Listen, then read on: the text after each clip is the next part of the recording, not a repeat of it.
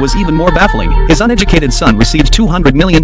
His wife inherited the real estate, stocks, and yacht. The remaining money was donated to charity. Only his obedient daughter received a dilapidated cellar. Although Amy felt she had been treated unfairly, she had no choice but to accept reality. The lawyer handed Amy a yellow package and said it must contain the answer she was seeking. Amy opened the package and found a key and a USB drive inside. The USB drive contained a video recorded by her father. In the video, he detailed the location of the cellar and instructed his daughter to keep the secret at all costs. Amy listened with great curiosity. What secret could a dilapidated cellar hold?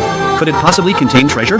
To find out what her father meant, she sneaked to the back mountain and followed the route her father described, successfully locating the cellar in the forest. Amy then used the key to open the cellar and immediately crawled inside. Fortunately, the cellar was equipped with a power system. Until she approached the secret room, Amy was horrified to discover that a frail old man was being held captive there. Could this be the treasure her father had left her? After returning home, she wanted to call the police, but remembering her father's request to keep it a secret, she ultimately abandoned the idea. That night, Amy returned to the cellar, but this time she wore a mask. But the old man knew everything about her. He also knew that her father was dead, which was why Amy had come to find him. Amy was shocked to hear this. She asked the old man who he was and why he was being held there. It turned out that when John was young, he and Amy's father were friends. However, an accident had caused them to drift apart. One night, they had accidentally killed an innocent pedestrian. At the time, John wanted to call the police, but Amy's father stopped him. If the police found out, they would definitely go to jail. After discussing it, they decided to cover it up. So they put the body in the trunk of the car and found a forest to bury it. However, the billionaire wanted to prevent him from revealing the secret.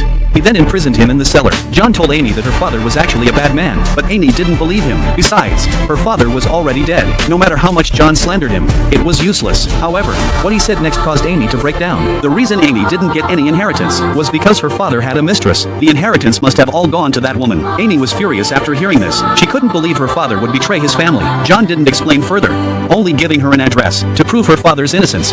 Amy approached her mother for a tentative inquiry, but her mother said her father had never wronged them. Later, Amy followed the address John provided and found the woman he mentioned. After repeated confirmations, the woman was indeed the Sophia John had spoken of. At this point, the woman could no longer hide the truth. She openly admitted her relationship with her father. However, Sophia was not a bad woman. She had her own life and a son. Although Amy found it hard to accept, she had no choice but to return to the cellar. John begged Amy to let him go, but Amy hesitated. John promised that if she let him go, no one would ever know about her father's secret. In the end, the kind-hearted Amy agreed. She gave John a new set of clothes and handed him $3 million in cash. Then she took John to the airport, intending to send him abroad on a private jet. Meanwhile, her mother discovered the documents on the table. She confronted her daughter about why she was investigating John, saying that John was a despicable criminal. Amy sensed that something was terribly wrong.